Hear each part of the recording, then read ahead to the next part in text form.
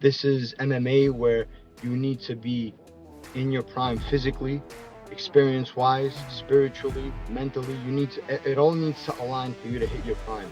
So that doesn't really happen for a man until his late 20s, 30s. Download the AllStar app. Make your picks for UFC fights, challenge your friends, level up and win prizes. Link in description. Get it now. Azerbaijan, man. There's only a few names repping the country in this sport. Hardcore. You're one of them. How has it been, the response, man, from the countrymen around the world? Oh man, it's been insane because I my next fight is gonna be one of the biggest resorts in Baku. So Okay. like there's gonna be a huge crowd. I'm gonna see if I could get the UFC to get them in touch with the UFC so they could show it. But anyways, it's been crazy. I know July 15th there's gonna be a lot of families up at night watching the fight, supporting me. So it's been crazy, and like my social media following doesn't do justice to how much response and how much people actually support me and know my name in Azerbaijan right now. Yeah, man, it's crazy to, and it's cool, always cool to see that, right, during the UFC when you got guys fighting, from certain countries, and they show the video of like the stadium or the club or wherever they're watching, right, and they're up at like 3 in the morning. That's support. Yeah, man. Yeah, yeah. I've seen the one in for Tajikistan. It's crazy. I mean, we're gonna get the same thing going for Azerbaijan as well. It's Yeah, just a matter of time. for sure. Have you noticed that American fighters, man, they don't get that support, right? They don't get it. They don't get that love like these other countries. I mean, like I consider myself like a dual. Like I'm just as much in on the American scene Mhm. as I am in the Azerbaijani scene, as far as MMA goes, and like I don't know. I definitely think that Americans don't get the same support, but my city where I live or where I grew up for a big portion of my life, Brooklyn, like I get a big support here, but it hasn't always been that way. It's been that way recently, but I would say I get that support, but I just feel like all the biggest support is still yet to come. But overall, Americans don't get the same support that Yeah. fighters from other countries do. Like I definitely have more love, more genuine support from Azerbaijan than I do like in my own city here in New York. For sure. July 15th, man, you're back in action. Terrance McKinney. Was he the first name they threw at you for your second fight? I didn't get like an option of names, honestly. I just same thing with Elder. I just got the name and I'm like, yep, cool, let's do it. I don't really talk much. There's no like negotiations done. There's no Yeah. discussion. It's just a name and I'm like, let's go, let's do it. Yeah, it's a perfect name to get, right? For your second fight. Like, it's a solid, like, exciting match. That's what you want at the end of the day, right? You want something that gets you up in the morning, that's going to be exciting for the fans. Yeah, I to me the UFC is it rubs me off that they have high standards for me, or they believe in my skills, or they believe in my ability, my potential.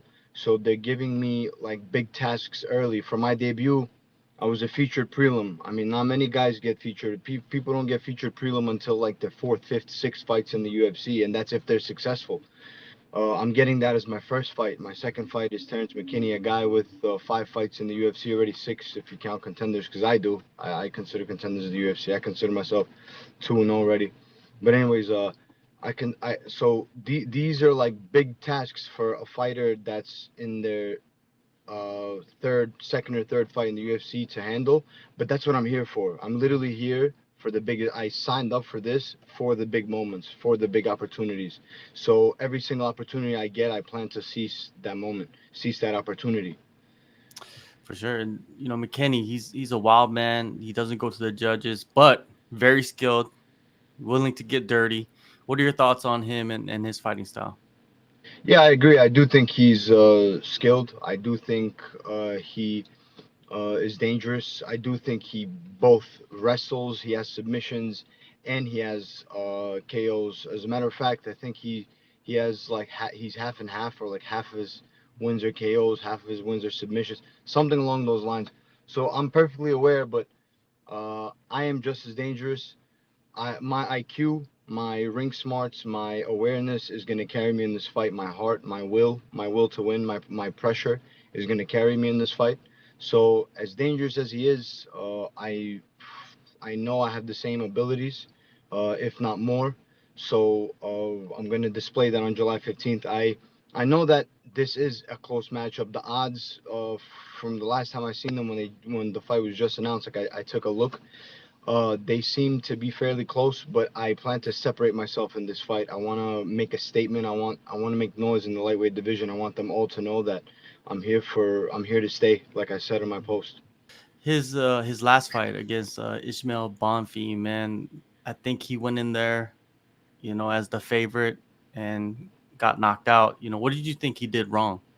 Um, I just think certain habits that he's had, which I actually don't think he's gonna be able to fix. You don't just fix habits; they don't just die. The habits don't just die in 5 6 months since your last fight. Where certain habits that put him in dangerous positions, and his decision making, the selection of what he does is not top notch. His power, his athleticism, like we both agreed that he is dangerous, but I don't think that his decision making is the best. I don't think he's yeah, I just think his decision making wasn't on point in that fight. But I know that for a fact that he's made some adjustments. He's moved down to Texas for this camp. He was with Kevin Holland.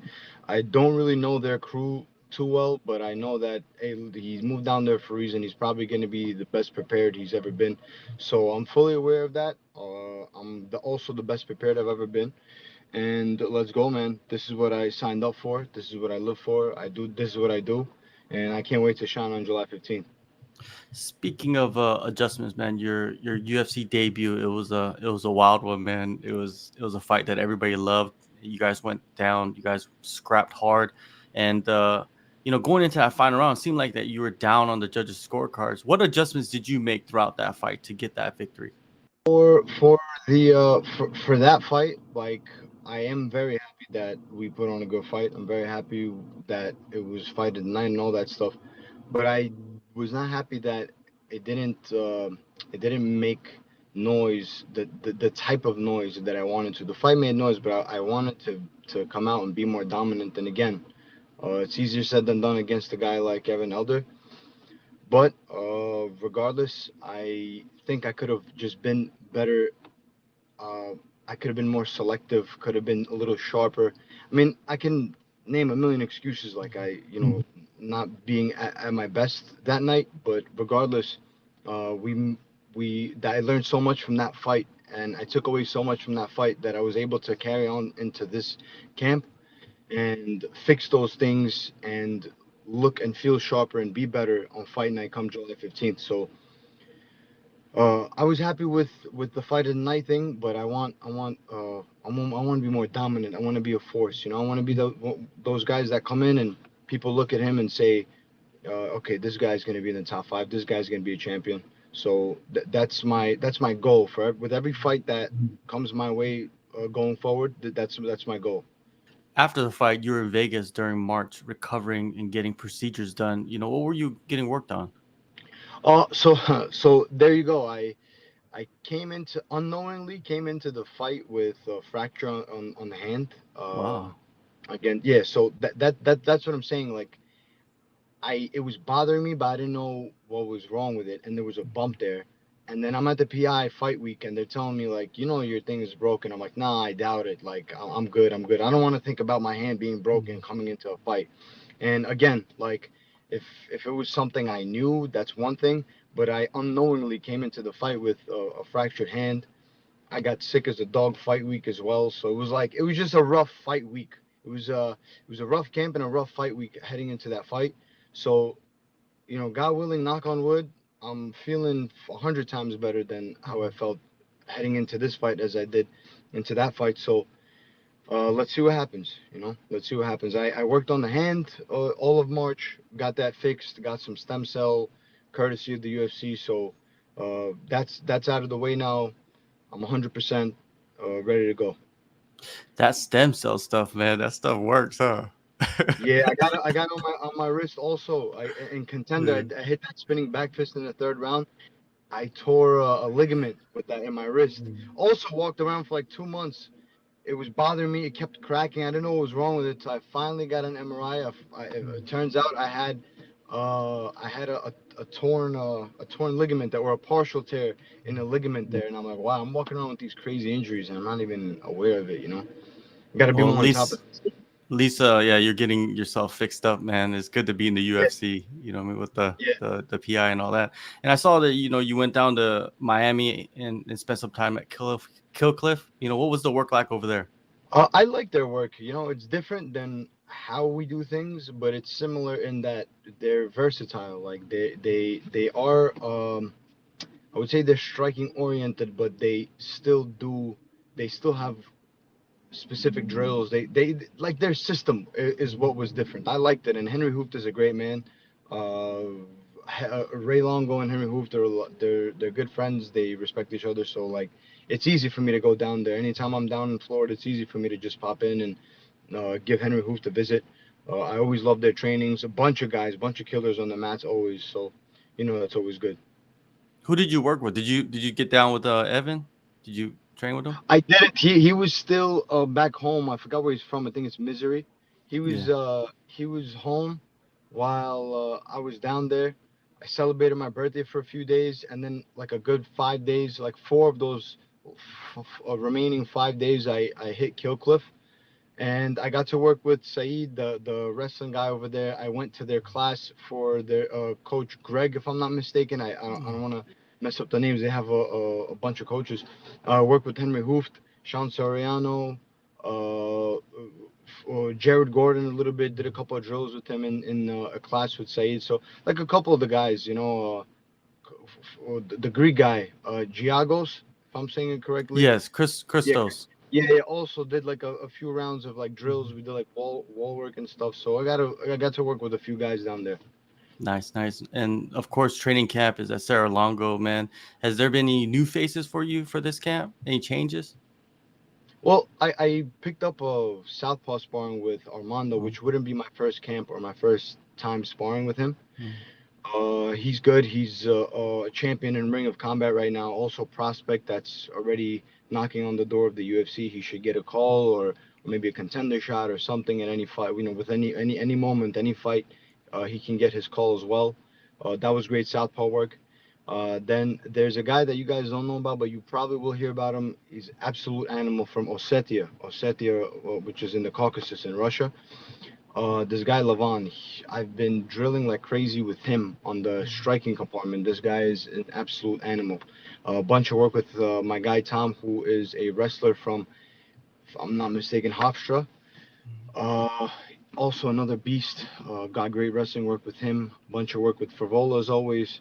Even though I wasn't sparring with him because he's not a lefty. So just a bunch of guys, man. It's a hotbed. New York has a bunch of top level guys in all compartments. We have great strikers, we have great wrestlers, we have the best of everything. So I'm always on point with the squad. arguably, Sarah Longo is the best team in New York State, man. It's not many big teams like that in New York, right? I mean, I think we're the best hands down in New York. I don't think that's even a question. I'm making the case. We're all trying to make the case for him being the best in the world, for us being the best Mhm. team in the world. You know, what team has 20 pro fighters and three world champions, one current reigning and defending? Uh, Nobody's really doing it for the proportion of how small the team is. Nobody's Yeah. doing it like that. There's teams out there with 150 fighters and not one champion. Maybe a couple guys in maybe top 15, top 20 or something, but that's about it. So it's not about quantity, it's about quality. And I think we have that quality. We have world class. We have 15 to 20 guys, but everybody's world class. And you're going to hear about a bunch of guys on contenders this summer, too. Every year there's a few guys on contenders. Every year there's, every few years there's a champion that pops out of Yeah. this team. So I'm trying to make the case for this is the greatest team in the world. So greatest team in New York, that's already a given, I think. But greatest team in the world, I think Ray Longo will solidify that soon as well. Yeah, you guys have a solid, close knit team. You know what I mean, and it's apparent. You know, when I talk to you, when I talk to your teammates, UFC or not, up and coming or not, they all say the same. You know, it's great to see. You know, what I mean, you love the camaraderie between you guys. I know you envision a victory. You know, you're going out there to get a victory. You're going out there to kill. But how do you want to perform? What do you want to show in this upcoming fight? Just high level, high level. More than anything, I I want to walk away from the fight July 15th, and people will say, okay, that guy is in the mix for champion. July 15th, I want to walk away from the fight, and people are gonna be saying, okay, this guy is because I already see certain remarks from certain fans that, oh, Nazim, I think this guy's the future. He's gonna be in the mix. But I want there to be no doubt on July 15th that I'm gonna be in the championship talks within a few years. I'm only in this sport for the big stuff. I'm not here to. This is not an occupation for me where I'm gonna fight 50 times in the UFC and and just make a living out of it. And no, I'm here for the big things, the big fights, the big money, the championship talks, the greatest of all time talks. And I understand that takes time, and I understand that that takes there's a lot of proving to be done, but that's what I'm here for. So with every fight, I want to walk away and I'm closer and closer to being called the greatest or champion or future champion or potential champion. I want to be in the conversation for big things, big talks. Well, you're 29 years old, man. There's no other perfect age than that right there, right? Yeah, I mean, I know for a fact that in MMA, it's like a late bloomer sport. The average age is 31 for champion, if I'm not mistaken. And this isn't the sport where you're like your youth is was gonna like in soccer. There's a 16-year-old billionaire in FIFA. Like there's 16-year-olds from Brazil or Africa, and these guys are like in their prime at that age, in 18, 19. This is MMA where you need to be in your prime physically, experience wise, spiritually, mentally. It all needs to align for you to hit your prime. So that doesn't really happen for a man until his late 20s, 30s. You literally need to have life experience to make it in this dog game. This is a dog game. This is a very tough game. The fighting itself is it's dog fighting, you know what I mean? So you need to be all the stars need to align in every aspect. It's not just you come in and you got some skill. Everybody has skill here. Everybody has skill. But how many times have we seen a skillful guy or a less skillful guy outdog the skillful guy? So that's why, for me, I agree with you. I think I'm in a great age right now, and I think all the best is still ahead. So I'm in this game for as long. I'm in this game as I'm going in this game until the wheels fall off. Put it that way. There you go. One last question, man. The medallion. What does that mean on the Oh, this necklace? is Islam. This is Islam. Okay. Yeah, just a nice necklace, you know. Okay. All right. I don't know. I don't know the language, so I just had to ask. Yeah, it's in Arabic. It's Allah. It Okay. just means Allah. It just means God. Yeah, It looks yeah. nice, man. Are you from South Korea? Yeah. Yeah. Man, me and you could do a whole different interview about Korean movies and food. I can talk to you about that for 40 minutes. All right. Next interview, we'll get into that a little bit. Next one. Absolutely. We got to discuss I Saw the Devil. We got to discuss Oh yeah. the tunnel. We got to discuss Train to Busan. We got to discuss Yeah. all that stuff. Well, I'll hit you up on Instagram, and if you don't know, I'll hit you up and let you know a couple other ones, man. There's some good movies out there Yes, that some people haven't please, seen. please. The Chase. Which one? I Yeah, see no. Anyways, hit me up, man. I'd love to. I'd love to. for sure, man. Anyways, man, July 15th, UFC Fight Night, Las Vegas. Nazim, thank you so much, man. All the best in this fight. One of the best matchups, probably the best matchup on the card, and you guys about to throw down. Thank you. Let's do it, man.